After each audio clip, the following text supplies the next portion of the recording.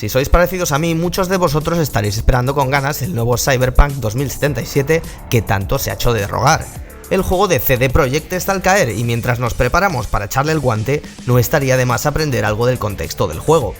El propósito de este canal es aprender sobre narrativa y escribir historias, así que hoy vamos a hablar del origen del Cyberpunk, de las novelas que lo han moldeado y los elementos que componen el género para que tú también puedas escribir este tipo de narrativa. El primer juego de Cyberpunk fue publicado en 1988 como juego de rol por una editorial americana y fue denominado como Cyberpunk 2020. Se ve que por aquella época daban por hecho que 30 años serían suficientes para que se nos fuera la olla como sociedad completamente, y no andaban muy desencaminados. Lo que pasa es que toda esa tecnología tan chula queda lejos y lo más tecnológico que tenemos es el váter electrónico que echa chorritos de agua en el culo. El caso es que el juego de CD Projekt está basado en esta franquicia rolera del año 88, pero ¿qué es exactamente el Cyberpunk y qué significa? El término Cyberpunk aparece por primera vez en 1980 en el título de una historia corta del escritor Bruce Bethke. Él comenta que buscaba combinar dos términos diferentes, uno que hiciera referencia a la tecnología y otro a la rebeldía punk, hasta que dio con la clave. En sus propias palabras lo define así: esos chavales que se cargaron mi ordenador van a ser unos horrores, porque combinarán la ética vacía inherente a la adolescencia con esa disposición natural a la tecnología que los adultos no tenemos.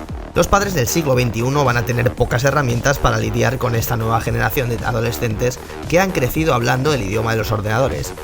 Lo que les faltó decir es que también es el idioma del TikTok.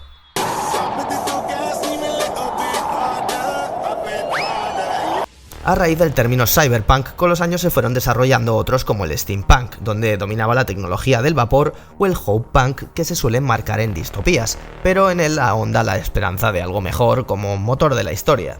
Estos conceptos surgieron mucho más tarde y de ellos hablaremos en otro vídeo, pero es interesante que los tengáis en mente. En cuanto al cyberpunk, aunque Bruce Bethke fue el que acuñó el término en los 80, para entonces el género ya tenía varios referentes y estaba prácticamente solidificado. De hecho, los conceptos elementales del cyberpunk surgen entre los años 60 y 70 a través de la llamada New Wave de la ciencia ficción, donde los autores empiezan a experimentar con una nueva forma de entenderla, más alejada de la precisión técnica en cuanto a ciencia se refiere, para explorar nuevos caminos que se acercan más a las preocupaciones del individuo. A esto se le llamaría soft science fiction, o ciencia ficción suave, porque no busca ser completamente preciso, pero proponer nuevos caminos para la ciencia y para el futuro, en comparación con la ciencia ficción dura de obras como Cita con Rama de Arthur C. Clarke o Mundo Anillo de Larry Niven, donde sí se procura buscar el mayor realismo posible en este ámbito. La New Wave es así la predecesora del cyberpunk y comienza a explorar temas más humanos, ya que los autores se inspiran en los temores provocados por las revueltas populares de Estados Unidos, la sensación de inestabilidad generalizada y la preocupación por la guerra de Vietnam. Se habla de la inteligencia artificial, la revolución sexual y el impacto de las drogas, que en realidad eran los mismos temas controvertidos en la época.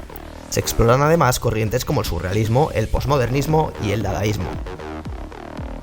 Mientras que la perspectiva de la ciencia ficción que referentes como Asimov o Frank Herbert en Dune habían desarrollado hasta la fecha trataba de mostrar la vastedad del universo y las posibilidades de la ciencia en un futuro lejano, con una escala enorme y majestuosa y dando al hombre un potencial casi divino, la New Wave se va desarrollando hacia la escala mínima del hombre y podríamos decir que traza el camino contrario. Aparte de exponentes como Alfred Bester o Harlan Ellison, la New Wave es un gran momento para la diversidad, ya que empiezan a surgir voces femeninas como Ursula K. Le Guin con su fantástica obra La mano izquierda de la oscuridad, o Alice Bradley Sheldon, que usó el seudónimo de James Tiptree hasta su fallecimiento, pero fue nominada y galardonada con numerosos premios Hugo, Locus y Nebula por sus historias. Así, el cyberpunk nace de las raíces de esta New Wave, pero se centra mucho más en la figura marginal del hombre en la sociedad, además de incluir elementos del punk como la idea del no future que cantaban los Sex Pistols. En el cyberpunk, la tecnología no es aquella elegante al servicio del humano que nos hará llegar a las estrellas, sino un virus mundano que nos infecta desde dentro y nos ancla a partes más oscuras del alma. El hombre ha perdido el camino, ha mutilado su humanidad y su futuro. El salto a las estrellas es una realidad utópica y el único placer surge del sexo y las drogas. El mundo es caótico y los gobiernos, en gran parte de las historias, han sido sustituidos por grandes corporaciones que todo lo pueden y contra las que el hombre no vale nada. Es sin duda un reflejo claro de las preocupaciones de la época y que nunca han llegado a superarse del todo. La riqueza que proponen estos entornos hace que necesitamos una figura que los explore y se adentre en ellos para hacernos entender en qué consisten estas sociedades. Es esta, entre otras, la razón por la que suele repetirse un elemento noir en las historias cyberpunk. Los crímenes callejeros, los detectives que se mezclan con lo peor de la sociedad y las altas esferas, el coqueteo con la droga y la constante intervención de los hackers de alto nivel. Hay también un componente relacionado con el transhumanismo, que es la inclusión de prótesis y la tecnificación. Desde chips neuronales que estimulan las capacidades cognitivas hasta brazos cibernéticos o armas ocultas, implantes visuales, la lista es ilimitada. La modificación corporal no es solo una tendencia o una forma de mejorar el cuerpo en estas historias, sino que forma parte de la mencionada deshumanización y de la falta de esperanza. El hombre es más máquina que hombre. No quiero cortarte el rollo, pero si te gustan estos vídeos, te agradeceré que te suscribas y me des un like. Es relativamente sencillo para un autor ayudarnos a entender este mundo a través de los ojos de un detective, que nos cuenta lo que ve en primera persona y es capaz de enseñarnos tanto la visión de la ley como la del submundo, y es por esto que en tantas historias cyberpunk están protagonizadas por este tipo de personajes.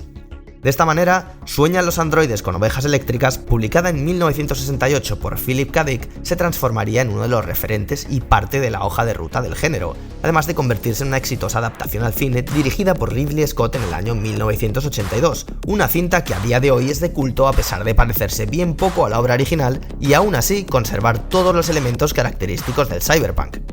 Pero si tenemos que hablar de un referente cuyas obras definieron el género, probablemente tendríamos que hablar de William Gibson y específicamente de la novela Neuromante, que junta todos y cada uno de los conceptos de los que hemos hablado hasta ahora, además de incluir algo novedoso en la época, la existencia de un mundo virtual al que los hombres pueden conectarse, una especie de internet donde existen personalidades alternas y entes que lo habitan, cuya idea influenciará directamente a las hermanas Wachowski en la creación del mundo de Matrix en los años 90, otra cinta que generó todo un movimiento en el cyberpunk moderno más allá de la década de los 2000.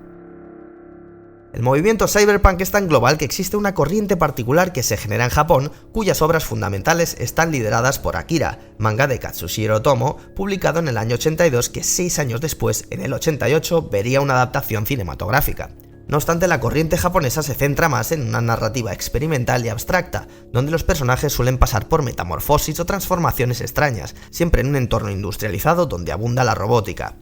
Hay que entender que mientras el cyberpunk occidental se influencia por el New Wave, el japonés lo hace de la música punk y underground de finales de los 70 y de películas como Crazy Thunder Road, un film particularmente influyente sobre una banda motera de punks que afectaría de gran manera la creación de Akira por parte de Otomo. Otras obras influenciadas por el cyberpunk japonés son Alita Ángel de Combate, Ghost in the Shell o Cowboy Bebop. Pero, ¿cómo escribir cyberpunk? En realidad, las claves están todas sobre la mesa. Si entendemos su origen y el del New Wave, es fácil comprender por qué los autores de la época escribieron historias de este género. Las características esenciales, así, podemos resumirlas de la siguiente manera. Mentalidad transgresiva punk, el no future, la preocupación sobre un futuro oscuro en el que la tecnología no va a influenciar positivamente, sino que nos hundirá más en lo peor de nosotros mismos. La pérdida completa de nuestros derechos y libertades a través de una falta de gobierno claro representada por la corporativización que esclaviza a través del capitalismo. La policía y los órganos de control están todos al servicio del mejor postor. La imposibilidad de progresar en una sociedad donde es imposible escalar hasta las esferas más altas sin tener poder, y donde las diferencias entre lo más bajo y lo más alto son más grandes que nunca. La búsqueda de la individualidad a través de los implantes y las prótesis en una sociedad deshumanizada donde nadie vale nada.